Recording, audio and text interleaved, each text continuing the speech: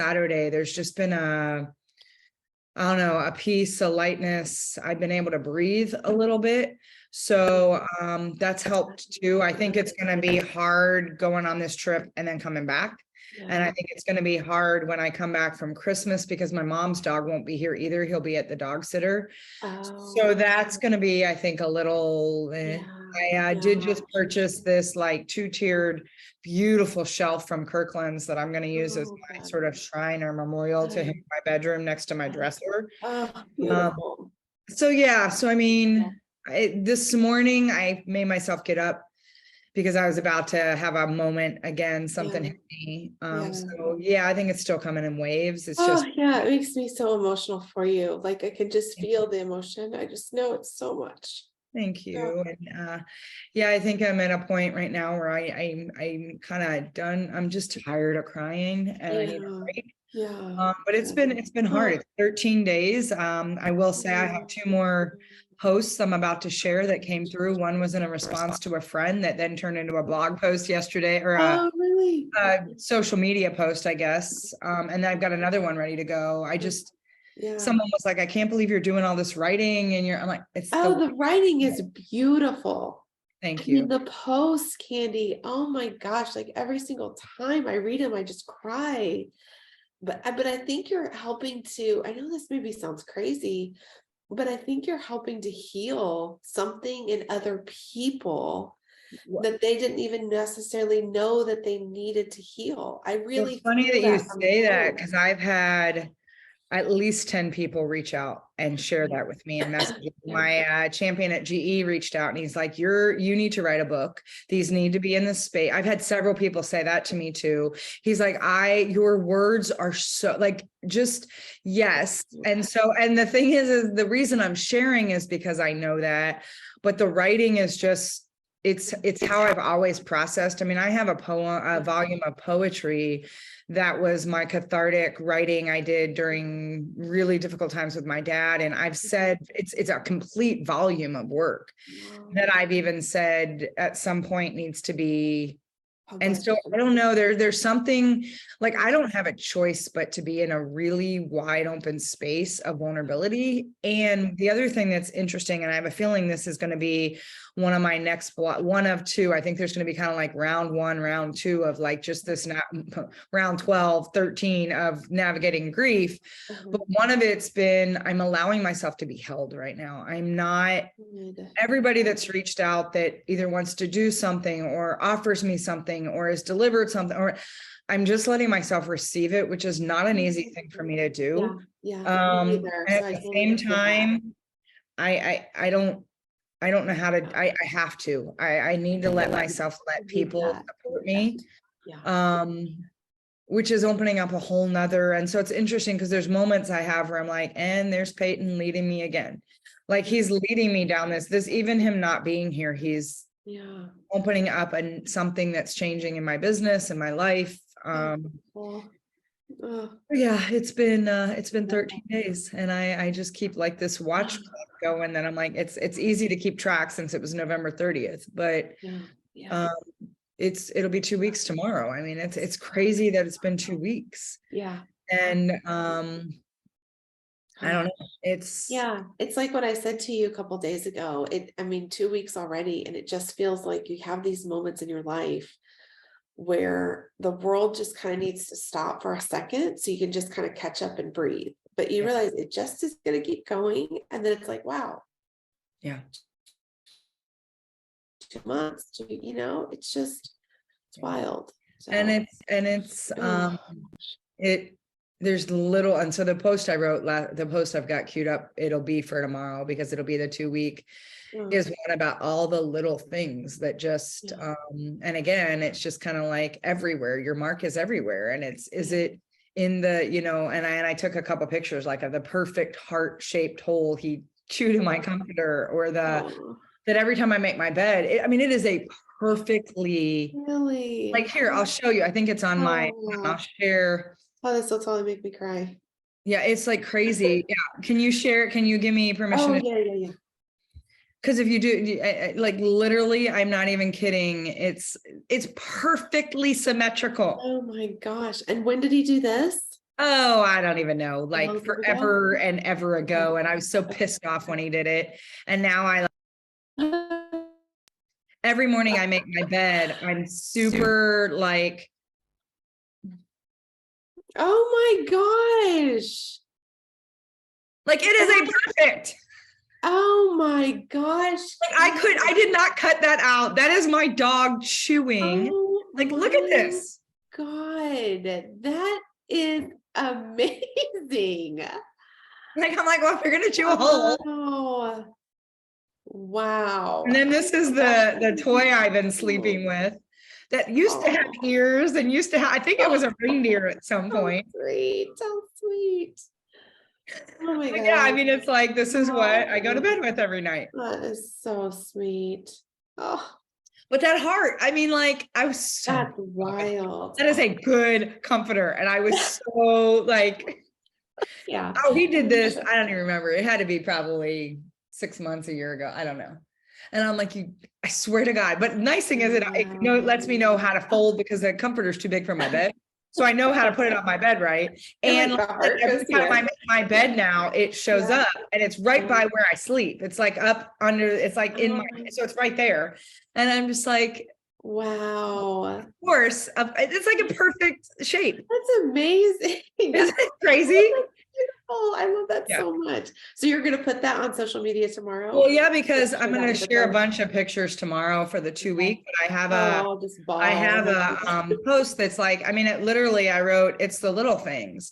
It's whether it be the perfect heart shape hold you chewed in my comforter on my bed, and I have 1, 2, 3, 4, 5, 6, 7, 8, 9, 10 or statements of all the little things that keep showing up.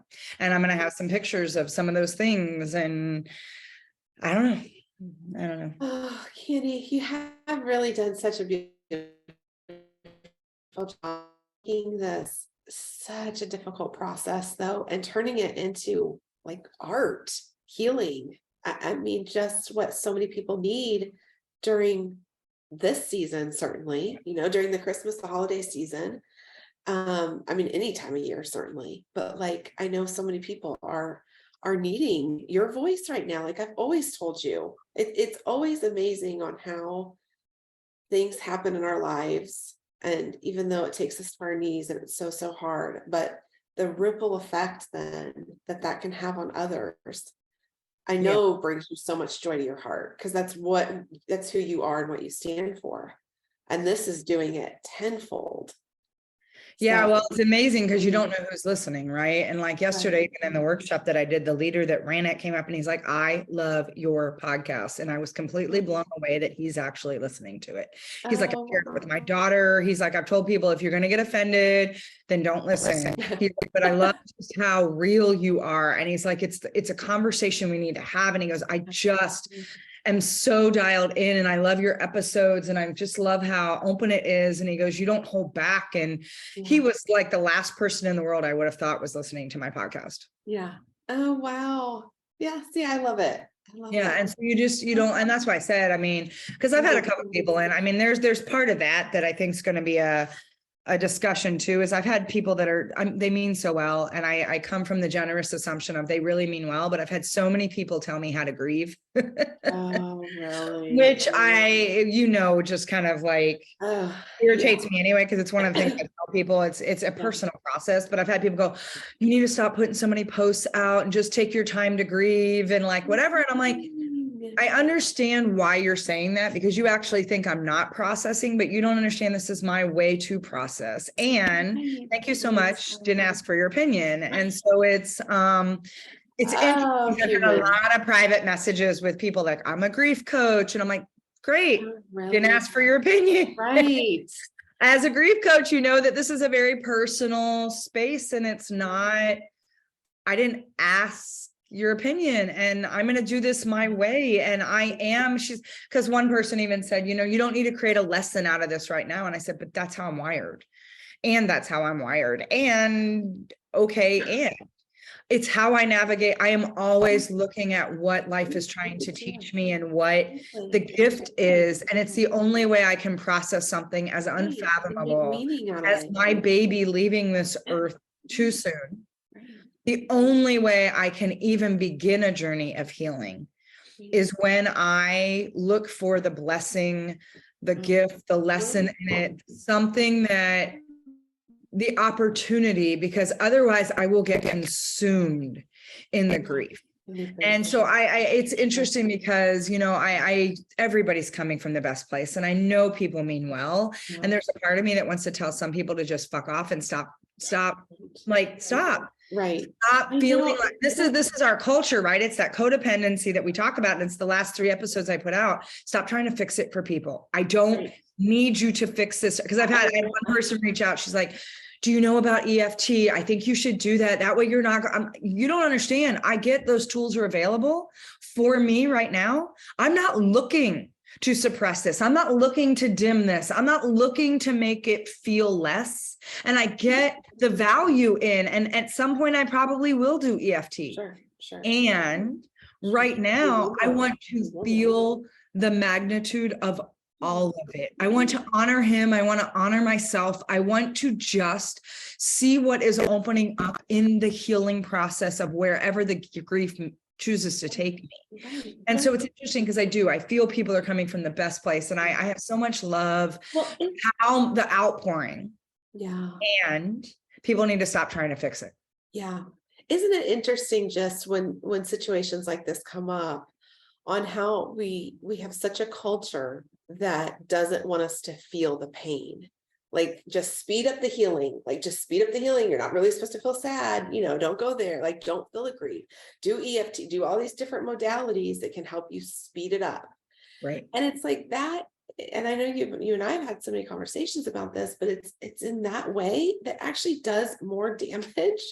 And the self-help community and space that we all think that we're doing such a service to the world is doing such a disservice. Yeah. And I'm a meeting with a client, and you know, I have had this cold, flu, whatever, for now like a week. And I felt, and she was just coming from a good place. She was like, you need to be doing my vitamin protocol. I never get sick. And you need to be doing this and this and this. And we need to have some sessions together. And it's like, this is a cold. This is a normal thing. I'm going to be fine. I eat well. I exercise. I've got my own supplements, but just this like need that other people try to fix it. And it's like purging. I'm releasing stuff. I feel like I normally always get sick this time of year, which I think just has to do with my own emotions and trauma from childhood. It just is always a purging time for me. Yeah. And that's okay. And it's like, I'm so sick of everybody, the shame of, oh my God, you're sick. And if you were doing these vitamins, you wouldn't be. It's like, what? Cold. Most people get cold. Right. So I just thought of you and some of those posts that we've recently done about, like, if you haven't been asked to fix it, don't. Like, just some of the boundaries. And by the way, this right here is going to be next week's podcast. And I mean, all of this, and we'll cut it off when we need to get into some of the business stuff. But this conversation, this is exactly part 1 of navigating the grief, right? And so I want to continue, if you're willing to talk about this for a minute, because there's a couple of things, even what you just said, I want to highlight. One is this notion of toxic positivity, right? It's this need to rush through it. The thing is we have so many opportunities. And again, I can hear the people are like, stop looking. You don't need to be teaching right now. You need to be great. Stop the shooting. Stop telling me what I need. I know. And this is the whole premise of being aligned as fuck, right? This is the space that says, stop letting all the noise from the outside shame you, shit all over you, tell you who and what and how you're supposed to do life. When I know what's calling through me, that I am being asked to stand in a leadership place for me, not for anybody else, for me to do my own work and healing. And it reminds me of that phrase that says, sometimes you got to slow down or stop to speed back up. And it's not about speeding up. It's not about pushing through it. It's not about making the pain go away fast and getting back and getting into life. It's allowing ourselves to do what we need to do to move through and navigate through the grief, to navigate the healing. And I think about even you saying, you know, I've got a cold. Our body does cathartic cleansing in a lot of different ways. And I love that you use the word purging. Here's the thing, you can take all the vitamins and supplements in the world, and there's still a place that at your body says, I need to remove toxins, or I need to remove a buildup, or I need to just, and my body also has a natural ability to heal itself. So it will it will course correct and find its way back to due north if I just stop and let it be. And it's interesting because, you and I've talked about this a lot. And I was with a client, we were talking about this. It was one of my first clients I met as this has been happening with Payton passing and leaving. And I said, we got to sit in the suck. Like, I remember Brendan always saying, you got to honor the struggle, right? And I said, sometimes we got to just sit in the fucking suck. Like, it's not about using all the modalities and the strategies and the stuff. It's like, look, you got to sit in the shit. Let the shit be the shit and just stop thinking it's got to be something else. I mean, there's so much, to your point, shame we create in the shit. That's like, there's no shame in the shit. There's no shame in the game. There's just a space that says there's nothing wrong with letting myself feel. Just feel the ick, feel the shit, feel the stuff that's just fucked up. And you know what? There's a beauty in that too. And it's not that I'm trying to say, I got to find the lesson in this and I got to teach. I'm saying that I'm allowing it to guide me to speak my truth. And if my truth is teaching as a result of my truth, then that's what the truth is designed to do. I'm not qualifying. And I think this is so important for people. I'm not, when whatever's channeling through me, and it is pure channeling, my writing, the catharsis, the emotions, the expressions, that my voice, which is extremely strong and it's who I am, I'm not putting it out with an agenda.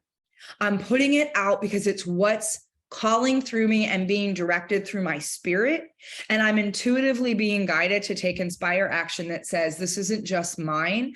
This is bigger than me. I need to share it because, and I don't need to know why. And when we can release ourselves from this need to, well, what is this going to mean? And even the people that are well-intentioned, like, I see a book in this, perhaps, maybe it's one of the things I'm putting in the post today that's like, yes, this is guiding me. And right now, it's not calling to me what this is. I don't know what. It's not a what. It's a in the moment expression that is channeling that I am honoring and taking inspired action as a result. I am aligned as fuck in what I'm feeling. And it's taking me all through this kind of like path that it's navigating the course for me. And I'm choosing, the only thing I'm having an active role in is in the choice to stay curious every moment. It's not a day to day. It's literally moment to moment of what is coming through. It's changing even how I'm showing up with my clients right now. Like, I don't even know what's going to happen in the world because I'm being so present to what wants to be expressed. And I love how you just said, we have this culture that wants to speed it up. Right. And we're missing the greatest purpose, aspect, gift we get in this lifetime, to just be present with it. Right. We are so fucking afraid to be present, to feel, to allow it to be, dude, it's 13 days and 11 of the 13 days have been nonstop ugly ass crying that literally I look like I've gone 20 rounds with Mike Tyson. Yeah. Thank God for iPads, blue light glasses. I'm finally able to put some eye makeup on. And I don't know what might happen in a moment from now where the grief takes over. Right now, and I wouldn't even say I feel composed. I just feel exhausted. I'm tapped out. I'm a little dry. Sure. And if a wave hits me again, and I embrace it and I let it express and I just ride it. Before either. Had this happened even before the sabbatical this year and all of the stuff that's quantum shifting, because some of the space that's been processing has been, I've had a couple people, including one of my old coaches, reach out, people that are very attuned to energy, can have visions, see things, holograms, pattern things. And people that don't know each other, some that don't even know me well, have asked, have there been a lot of stirrings going on? Have there been things? And, even understanding, and on some level I get it, and some level there's like, even this morning when I almost lost it again, I'm like, I feel like a little child. Here I am hugging his chewed up stuffed animal that, I washed, but I sleep with every night. I'm like, I'm 49 years old and I'm sleeping with a stuffed animal, clinging to it for dear life, like I'm a little kid. So there's that aspect, that's that human space that says, I'm hurting. I miss him. I don't understand why he had to go so quickly. I saw him being on this journey with me for a while. And then, I have beautiful people, again, meaning well, and sometimes I can hear it and sometimes not ready. And I has to process that he completed his work, that he's completed his work to bring me. And the reason the stirrings are as big as they are is because there's quantum shifts happening. And his job is not the next level. And you think about, I even look at things like human design, my 6-2, and moving into that third phase. And I look at the work that's been channeling and everything that's been happening over the last 6 months. I've had visions that he was leaving. And that was something hard. I've woken up with dreams the past couple months that Payton was gone. So I've had a knowing and a vision that I haven't wanted to tap into, because I'm like, no, I'm not ready. I would wake up and I would cry and I'd be like, I'm not ready. I'm not ready. It's too soon. He can't go. And yet I've had people reach out and say, have there been massive stirrings going on? And I'm like, in every level. The shift has been like the alignment, the shift, the whole just like dropping in has been so powerful that there is a recognition. And it's interesting because I was talking to a friend of mine who's also a client. We were talking last week and I voiced it. And she said, I thought that and I would have never said it. I said, I feel like even the soul level connection I'm looking for in the relationship in my life couldn't happen until his work with me was done. And so, someone had said he's been here to help me and he helped a lot of my clients. I had so many people reach out telling me about precise moments that Payton impacted them, healed something in them. And he was here to be a healer. And now there's a entirely different level of healing that is coming through that he can't guide me through in physical form. He is guiding me. There is an aspect of him I feel guiding me. And so there's been this whole, like, I don't even want to say acceptance because I don't know if I've accepted it yet. Sure. There's a curiosity to say, on some level, I resonate with that. And that's why I said there was a piece, even though there's also the part of me that's like, it's ashes, it's not real, that's not him, his soul is bigger than his body, all that. But there is a lightness and a peace that came in bringing him home. That when I picked him up at the hospital, all I could do was stand outside. And just hold that box and feel the energy. And like, even when my mom's dog, I brought it home so he could smell the box. He took a seat back and it was like he almost bowed in reverence, which is such a word for me anyway. There was a reverence to it. And so and maybe it's the human side of me that needs it, not the higher consciousness, because again, there's all this like stuff moving, him being here and feeling as if I have him home is allowing me to transcend into a bigger quantum shift that requires a whole nother level of healing and requires a whole nother level. And that I feel is what's channeling through, and I can't explain it. I only know how to, and I could refuse it. I could resist it, which most of us do, right? We resist that. What we don't know, we resist it. Seems a little woo woo and esoteric and like, whoa, where are you going with this?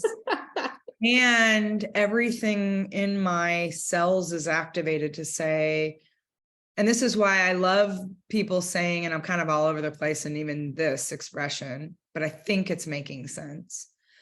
When people say there's a book, and I'm like, there's something. I'm being guided to something. Yeah. And it may just be I these know bigger than conversations. I don't know. Right, right. I'm being guided. Yeah. And I'm absolutely. choosing, my free will says I'm choosing to allow the guidance to direct me. And there is a lot of understanding on a level that's not my humanness, that is clarity I don't know how to put into words yet, that say on some level, I knew, I knew, or I could see it was in motion. And I don't know if the words understand, or I can draw the connection points to why now. And I think about even the divine timing that he's given me 2 weeks. Tomorrow will be 2 weeks. I'm on a plane Friday, and I'm gone for 2 weeks for 2 different trips. That he's given me some space to process, and here I am going to cry. Because if this would have happened when I was gone, y'all would be visiting me in a hospital, because I don't know how I would have recovered from that had he left this earth. That one, I couldn't be there for him.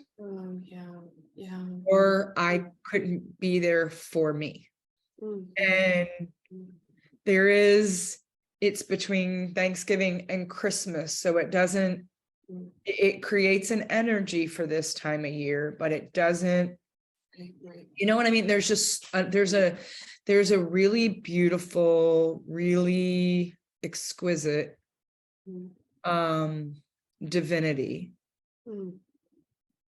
to how, to when, to the fact that my old coach called and said he was only in pain 2.5 hours in the full 24 hours of what went, because he left his body. I know, I can tell you exactly when he was in his body and when he wasn't. There was a light in his eyes and there wasn't. And he was present when I came back from my speaking engagement. He was waiting at the door. He was present with me at the vet. And then so to know that he wasn't, there's just there's a different kind of processing. And the only way that happens, to go back to what you just said, is to let it slow down. It has to slow down. If I rush through this, I'm missing all of that feels divine. Right. And makes zero sense on so many levels, and feels perfectly aligned on others. Yeah.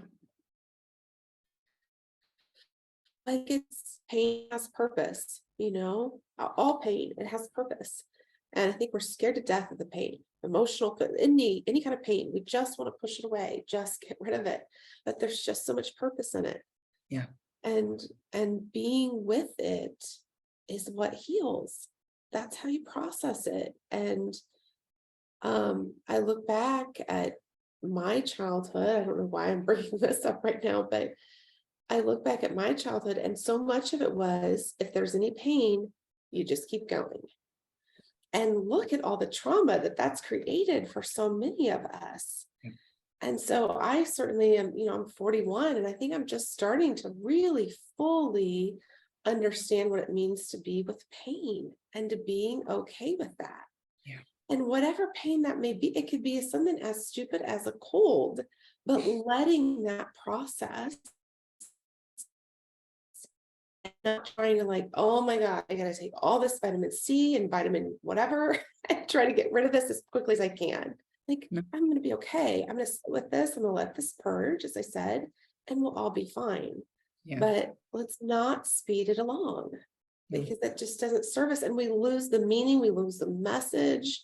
We lose the intention by processing it so quick. Yeah. Well, Maya So, Angelou, she said something on Super Soul Sunday, one of the last interviews she had before she left this earth. And she said, trauma isn't the incident itself. Like the pain that happens in that incident is not where trauma is the retelling of a story in a way that keeps it basically inside of us. We're not breathing into it. We're constantly giving it stuffing, that. yeah. And it's when we suppress it, try to punch it in the face, when we try to push it away, whatever it is, when we don't breathe into it. And sometimes it's as simple as the breath.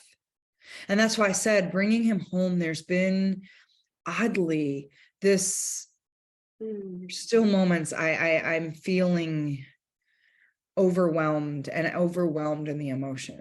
And then there's other times I'm overflowing in the peace and the lightness that's showing up.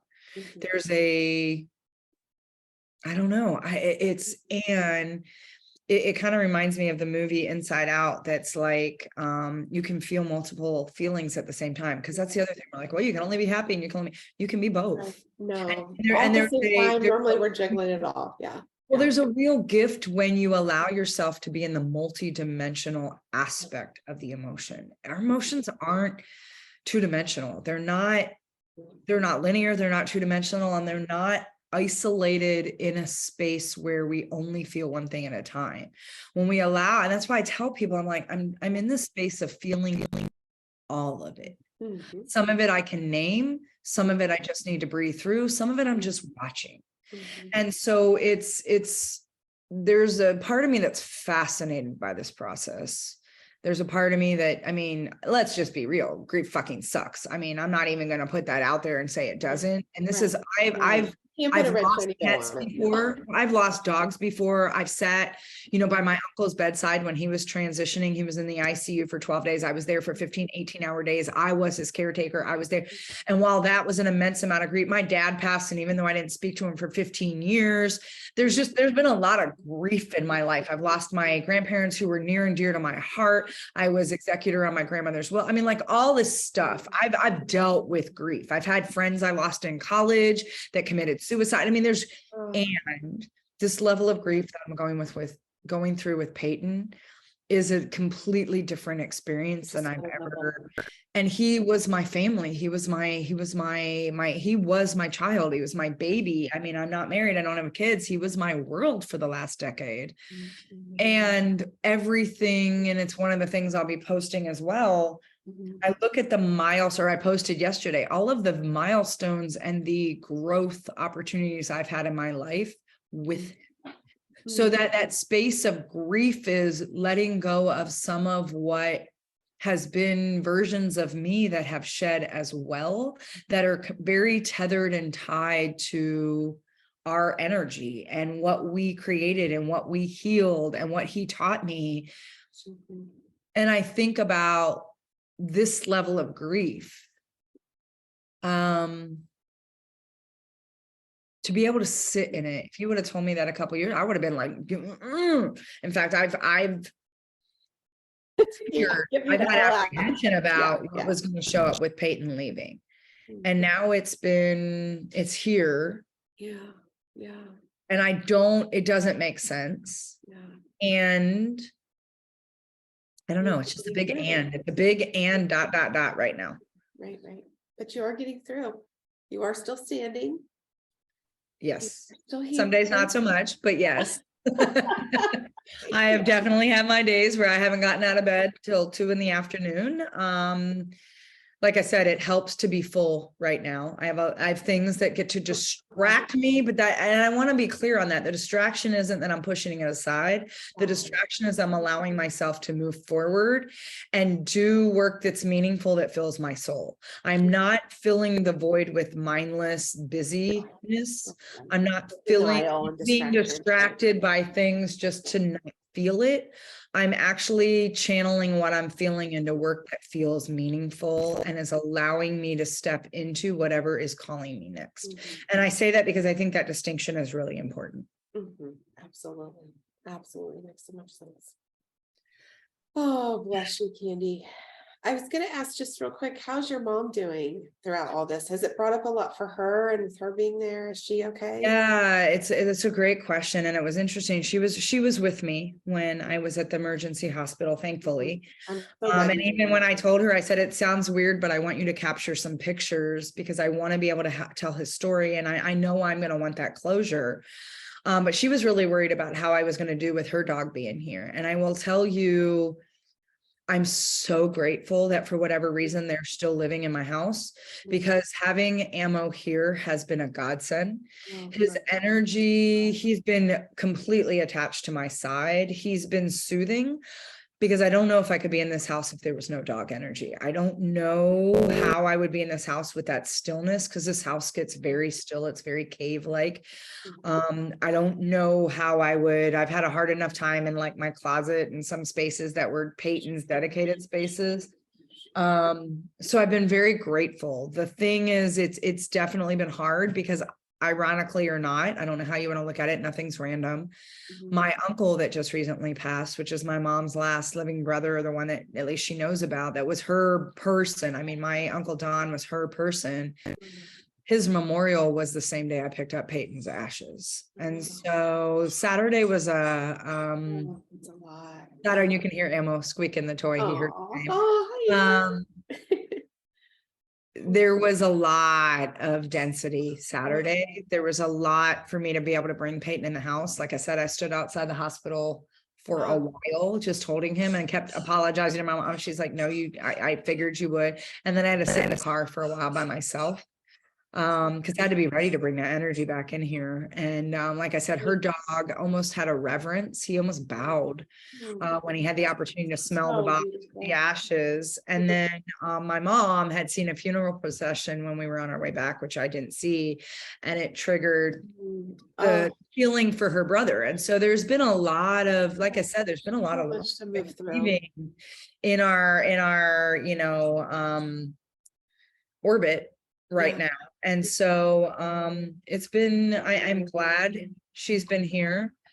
I don't know, it would be very different. And so everything has its purpose, right? And so I'm so glad you have each other. I'm so glad that she it's is been, there. and then she's had moments where she's like, I mean, when we brought Ammo home, I was visiting my mom and Peyton was there. So Peyton was the first thing Ammo saw when he came into her house.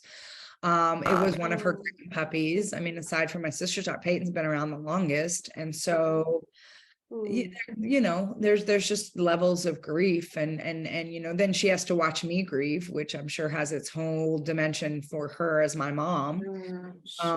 So it's an interesting dimension. It's an interesting experience.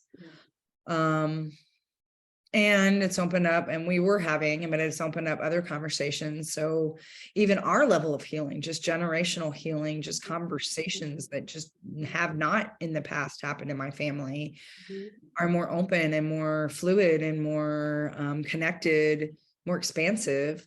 So again, I feel like there's a gratitude for Peyton for guiding us through that as well. So I don't know. It's been a little surreal. There's also times when I'm like, oh my God, I just want to be alone. I want my space to myself. I don't know if I do or not. But I do feel like there's a part of me that wants to hole away, and I don't want to talk. I just want to be in my own space. So I don't know. I've kind of gone through all the stages in like a minute sometimes. Yeah. Right. And then I kind of bounce and cycle through it again. And so it's been, it's interesting. I don't know how to qualify it in any other way than it has a lot of dimensions to it, I'll just say. Yeah.